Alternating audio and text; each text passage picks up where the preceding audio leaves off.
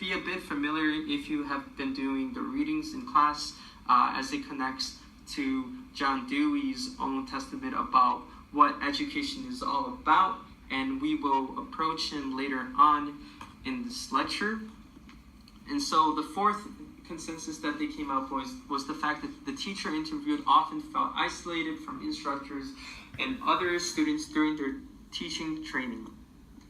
So there was problems with this, and how to address isolations. The researchers came up with one in particular experience about how a white teachers had noticed this one particular Native American candidate, of how she was on the verge of quitting, and instead of quitting, they always had shown up to her door in the last minute to encourage her to push on and to pursue her education and to continue striving and doing her best.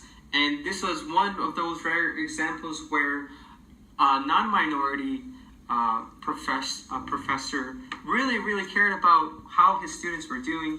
And that is one important way to address isolation, is for non-minority teachers to recognize the struggles that minority candidates may go through in the process, especially as this Native American candidate was all on her own and she wasn't supported by her own people or her own community, and they saw that to take their place and support themselves. And that was one crucial example that was cited in the research.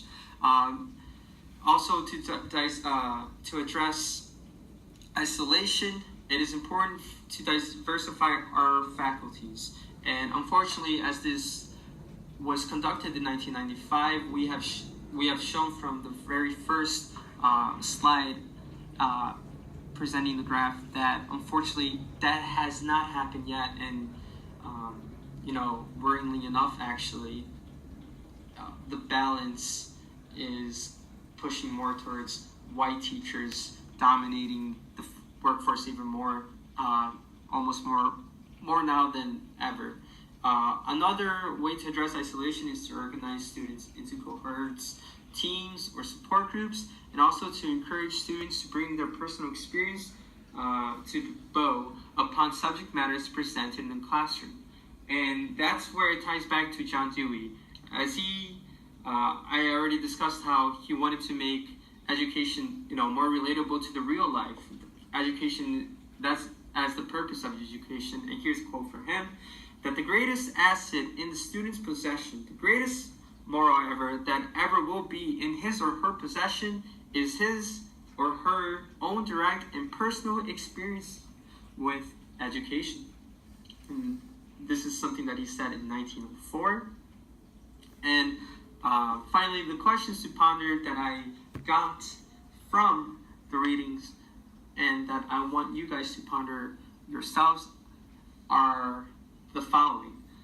Are there experiences that of the teacher candidates that were interviewed relevant to the situation of minority candidates today? What lessons can we learn about their experiences? And why is it important to consider in context of race relation and diversity awareness today? So thank you for listening to my presentation. Especially as now more than ever, it is important to cite these examples. Thank you very much. And yes, I wish you guys all good luck in your future presentations as well.